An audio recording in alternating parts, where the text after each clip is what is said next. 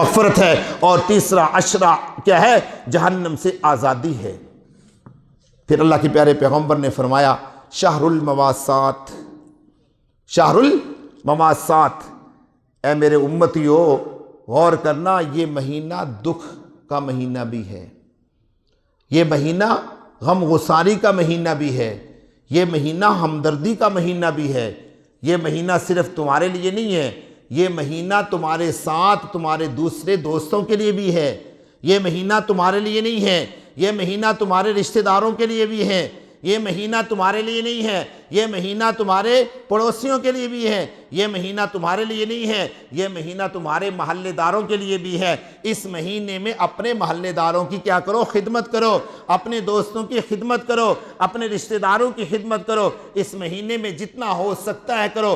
آپ نے فرمایا، میں گارنٹی کے ساتھ کہتا ہوں، پیارے پیغمبر نے فرمایا، ذرا غور کرنا میرے دوستو، اللہ کے پیارے پیغمبر نے فرمایا کہ جو آدمی اس مہینے میں کسی روزے دار کو روزہ افطار کراتا ہے، اللہ تبارک و تعالیٰ روزہ افطار کرنے کے بدلے میں اس کو 2 اجر عطا فرماتے ہیں۔ ایک یہ کہ اللہ رب العزت روزے دار کا سارا اجر اس کو عطا فرما دیتے ہیں، اور دوستو ذرا غور کرنا کہ روزہ دار جب روزہ افطار کرتا ہے اور پہلا لقمہ اس کے رزق سے اٹھا کر اپنے منہ میں ڈالتا ہے، اللہ اس روزہ افطار کرانے والے کی مغفرت فرما دیتے ہیں۔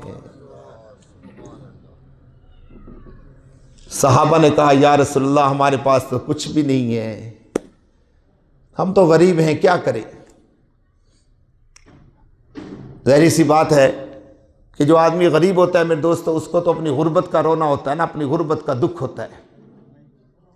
تو صحابہ نے کہا یا رسول اللہ ہمارے پاس تو کچھ نہیں ہے، کیا کریں؟ کس کو روزہ افطار کرائیں؟ پیارے پیغمبر نے فرمایا 1 گھونٹ لسی کا ہوگا؟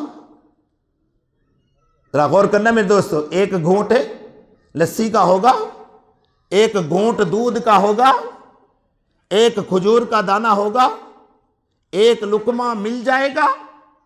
صحابہ نے کہا یا رسول اللہ یہ تو مشکل ہی نہیں ہے، ہم 1 دودھ کا گھونٹ بھی دے سکتے ہیں، 1 لسی کا گھونٹ بھی دے سکتے ہیں، 1 کھجور بھی دے سکتے ہیں۔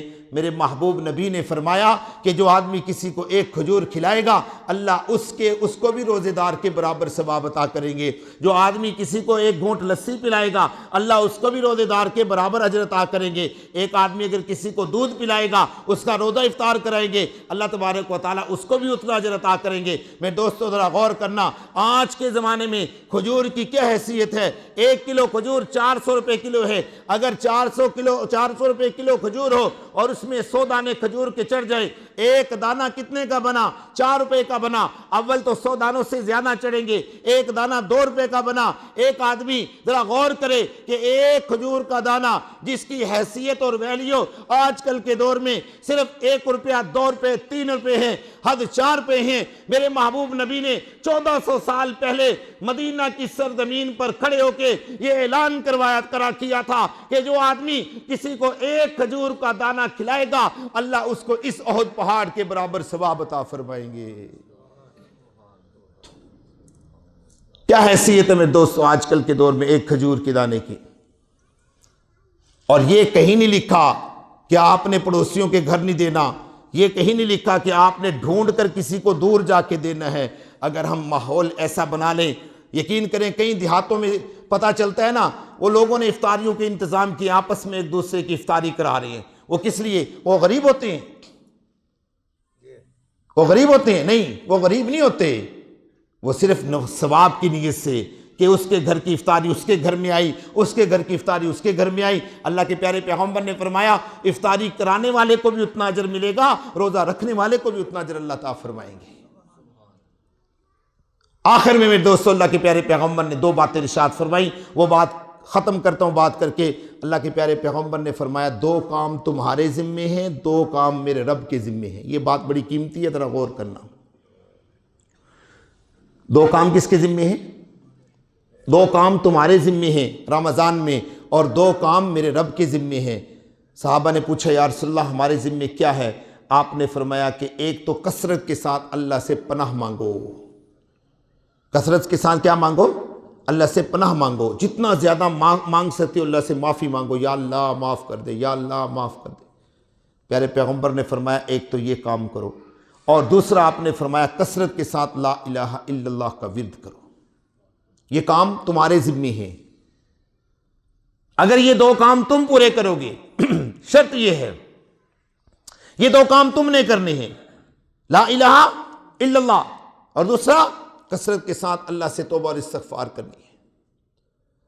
پیارے پیغمبر نے فرمایا یہ دو کام تمہارے ذمے ہیں، دو کام میرے رب رحمان کے ذمے ہیں۔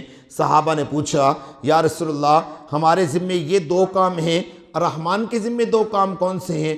آپ نے فرمایا اگر تم توبہ اور استغفار کرو گے، تعوذ کرو گے، پناہ مانگو گے، اور ساتھ ساتھ کلمے کا ورد کرو گے، میرے اللہ نے دو کام اپنے ذمے لیے ہیں۔ نمبر ایک تمہیں جہنم سے آزاد کر دے گا، نمبر دو تمہیں بغیر حساب کتاب کے جنت میں داخل کر دے گا۔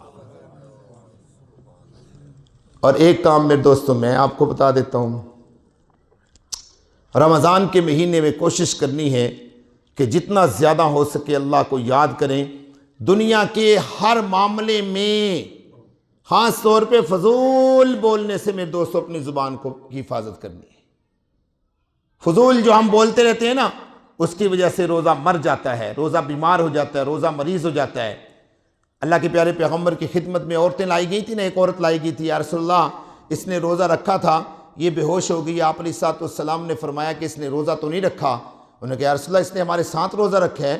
آپ نے فرمایا کہ اس نے تو ابھی تازہ گوشت کھایا ہے، اس نے تو ابھی کیا کیا ہے؟ تازہ گوشت کھایا ہے۔ صحابہ نے کہا یا رسول اللہ ہمارے سامنے اس نے روزہ رکھا صبح سے، اب تو دوپہر کا وقت ہو گیا، یہ روزے کی وجہ سے بے ہوش ہو کے گر گئی۔ آپ علیہ السلام نے فرمایا نہیں، اس نے تو ابھی تازہ گوشت کھایا ہے۔ آپ نے فرمایا پانی منگاؤ، پانی منگایا، اس عورت کو پلایا، اس عورت کو کہا خوب پانی پیو۔ اس نے خوب پانی پیا اور فرمایا کہ اب الٹی کرو۔ جب اس نے الٹی کی تو اس کے پیٹ سے تازہ گوشت کی بوٹیاں نکلیں۔ ہم کیا سمجھتے ہیں کہ ہم وہ کام کریں گے ہمارے ساتھ وہ معاملہ نہیں ہوگا؟ ہم تو شام کو افطاری کے وقت بیٹھتے ہیں بڑے آلتی پالتی مار کے کہ سارا دن میں نے بھائی بڑا اچھا روزہ گزارا، یہ نہیں پتا سارا دن دوستوں کی، رشتہ داروں کی غیبت اور چغلی کرتا رہا۔ روزہ ہمیں تو عبرت اللہ رب العزت دکھاتے نہیں ہے نا۔ اللہ کے نبی نے وعدہ کیا تھا یا رسول اللہ میری امت کو کبھی عذاب کے اندر مبتلا نہ کرنا، اللہ نے بھرم رکھ دیا، پردہ ڈال دیا، ورنہ ہمارے اندر کتنے نعوذ باللہ معاملات ہیں۔ یہ الامان والحفیظ، اللہ سے ڈرنا اور اللہ سے بچنا چاہیے۔